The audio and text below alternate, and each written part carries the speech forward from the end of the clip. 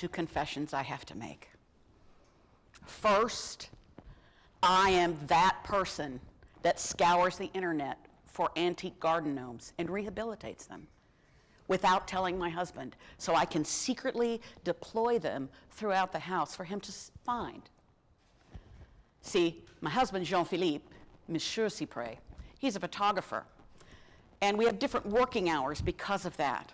So he is the guy who is from France, who takes pictures that are in magazines and on billboards and album covers. He's that guy that photographs the beautiful and the powerful. And he married me, the servant leader, panda bear / gnome rehabilitator artist. And I'd like to share with you a look at my latest achievement. I call this Gnomes Before Coffee. My second confession is that the final time I applied for a leadership position, I got it, and I was so excited, and it's this one. And I'm so proud to be here. But the first time I applied for a leadership position in education, I didn't get it, and I cried a lot. You see, I wanted to be the assistant principal at a local high school in Phoenix, where I was serving as a teacher, and the position was posted in the papers. It's about 2 months to hire an assistant principal. That's how long the process takes. And so I burned up my credit card and bought a really cool suit at a really expensive store and a really cool pair of shoes. And I was a finalist the first time, the finalist the second time, and then I was the real finalist in front of a group of 20 people who were interviewing me. And I was prepared. And I gave my answers, and I felt good about it, and I drove home and looked in the rearview mirror, and I said, yep, I'm wearing the right clothes. This is what a leader is. I'm there. And then I had to wait for the phone call, and it didn't come after the first week. It didn't come after the second week. It came maybe 555 hours later, every hour of me acting like nothing was bothering me and wondering if I'd get a call. Mr. Jones, the principal, he's the guy who called me, and he said, you know, I just got to say to you, really great that we got to interview you. You just weren't the right fit. And I said, but can you help me? I want to know what that is to be the best fit. What is it I need to do different? Oh, your interview skills were great, but to be honest with you, you know, been here a long time, and I just kind of know leadership talent when I see it, but you keep going. And I said, well, thank you. And then I hung up the phone and drove really fast all the way to Arizona State University, where I was working on my doctorate. And I went into my professor's office, Dr. Stout, and I cried hard. The unattractive kind, where the snot is doing its thing. And Dr. Stout didn't even acknowledge that. And he said, what is it? And I said, I don't fit. I don't understand. I've got the outfit. I don't get it. And he said, you know, that's a great dissertation topic. What is it to fit as a leader? And how do we know a leader when we see one? Turns out I have spent 30 years trying to figure that out. And I have some things to say about it. The first thing I'd like to share with you is that the phrase, we know it when we see it, actually entered the United States lexicon of discussions because of a Supreme Court case that was really focused on what is obscenity in art. And Justice Potter Stewart said in his decision, well, I know obscenity when I see it. So leadership, obscenity, we know it when we see it. Kind of like things like beauty and professionalism. And on this road of me understanding what does it mean to know it when you see it, I've learned that sometimes there are just words that we don't have the words to go deeper on, to dig deeper and understand what we're trying to convey. So when we think about how do we know a leader when we see it, how do we do that? I would offer to you that the first time we really start thinking about what is a leader is because of these wonderful things called hero mythologies, or the hero's journey. Joseph Campbell started talking about this several decades ago. And there are 3 essential chapters. There's the call, where you know that you are destined to do something special, you're called. And then there's the ordeal and the drama and the mess. And then when it's over and your knuckles are bloody, there's the part of the mythology where you are transformed with a new kind of wisdom. The thing about a hero's mythology is that it inspires us. These stories and mythologies are passed down generation after generation in multiple cultures because they inspire us to push our spirit forward, to carry on. And the thing about hero mythologies and fantasies about leadership and heroism and the real practice of leadership and resiliency is that they live in these lanes that are very close together. Here's proof. You ready? Hey, Mav. There he is, the one and only Maverick. Or is he? One picture is of the actor Tom Cruise in an awesome outfit that tells you he's a leader who's playing a pilot and a war hero and somebody amazing. The other picture is of Senator John McCain, who was a pilot and a war hero and kind of wearing the same outfit. And even after his death, Senator McCain is known as Maverick. Here's two millionaire corporate innovators. You got Steve Jobs and Tony Stark. Both arguably changed the world with their inventions. How about these folks? These are two trailblazing, famous professors, one of which I was not aware would be in the audience with us today. However, these two professors, one of them made associate dean at the fictional Marshall College in Connecticut. The other one made dean of the law school and then president of the very real West Virginia University twice.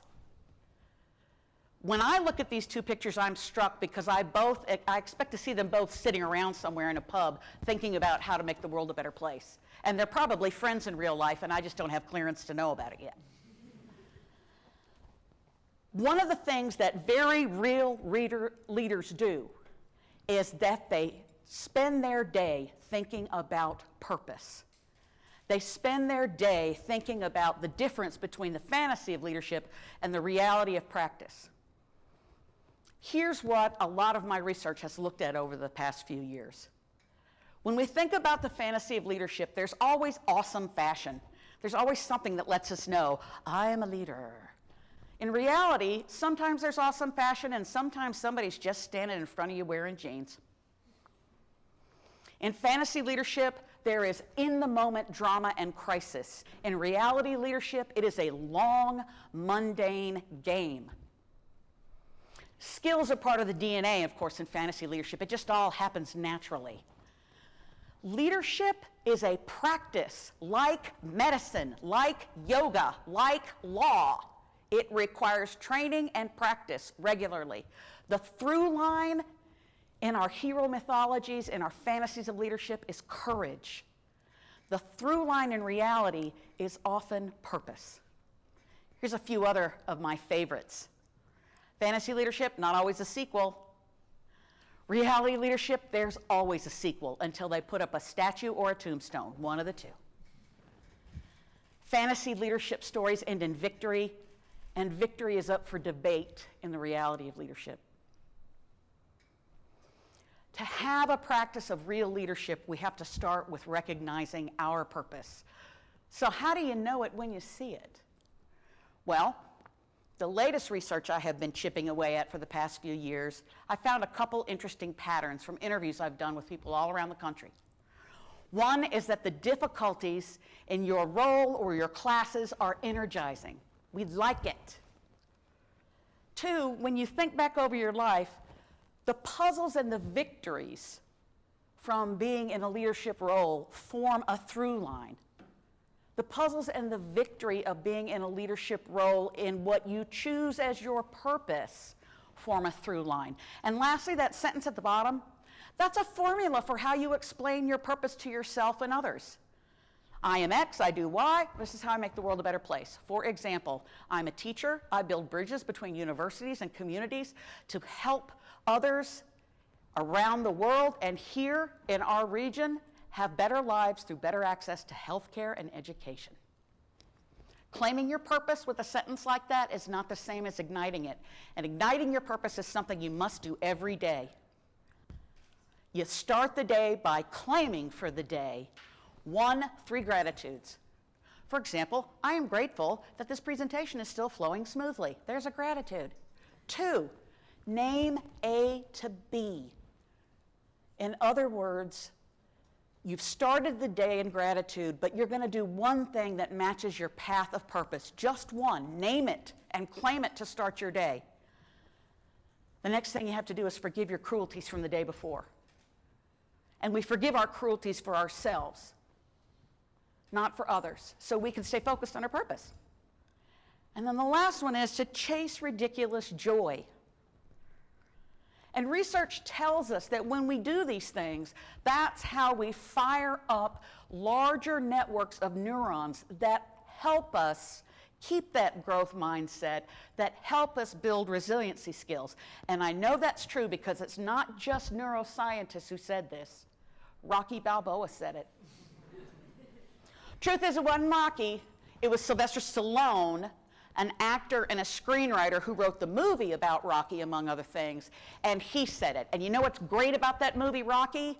Rocky didn't win. The movie isn't about winning or losing. That movie is about resilience. That movie is about taking a sucker punch from life, or someone in the ring, over and over and over and getting up and doing it again and again and again, because you are clear in your purpose. I understand perhaps that Rocky Balboa might be a little too dated as a reference. So let's talk about my man, Ted Lasso. You know what? Have you seen the internet lately? The entire cast of Ted Lasso showed up at the White House last month for a press briefing to talk about mental health and resiliency. I think that means Jason Sudeikis woke up and said, I think to get to A to B, I'm going to go in character with my buddies and talk about an issue, because I know our fans will see it. A+, Jason. Good job, Mr. Sudeikis. We live in extraordinary times that beg for moments of inspiration and leadership. And no matter what we do to prepare, sometimes we don't get what we're sure we deserve. We don't get the job. And maybe years later you realized and learned that Mr. Jones hired his tennis partner and drinking buddy. And years after that, when you apply for a job and you don't get it, maybe it's because you're told your hair is too curly and red and unprofessional. And maybe years after that, you don't get a job, and I don't know why. And you might not either. And that's okay. Because when you remember that igniting your purpose gives you strength that you didn't think you had, the kind of intestinal fortitude you're sure that belongs to others, something happens to you. That happens. That. You become your very own hero on a very real journey. And the hard stuff isn't so hard because you've been through it. And maybe you don't know a photographer that can conveniently remind you who you are. But you do have the tools to be resilient. You can remind yourself that walking your purpose and how you live your life is not a drill. Your life is happening. It's real. Start your day in gratitude. Identify A to B. Forgive the cruelties. That's real everyday resiliency. And you know, I don't have space in my head these days to think about Mr. Jones because I'm busy walking my purpose, being a mountaineer, shaking hands at graduation, and wearing awesome fashion. And that's okay. And in truth, the cruelties in your life may not be lifelong incredible lessons. They just may be cruelties. And that's why you have to chase ridiculous joy every day. Like rehabilitating gnomes to prank Monsieur Cypres. You know what, in truth, my husband's cool with the joke. And he too embraces awesome fashion and walking his purpose. And that's why he's on the top of my gratitude list every day. The daily practice of reconciling the fantasy of leadership with the reality of igniting your purpose. When you ignite your purpose by reconciling the fantasy of leadership and the reality of really walking a life of purpose, that's where you go through the hard stuff and it becomes easier and not so scary. And right now, the world needs that from us. The world needs us to build those resiliency muscles more than they are right now. The world needs us to be resilient. And frankly, the world and the future needs you to be resilient. So go claim your purpose and fire it up and do it every day, because that's the secret to a real hero's real life long journey on a path of purpose. Thank you.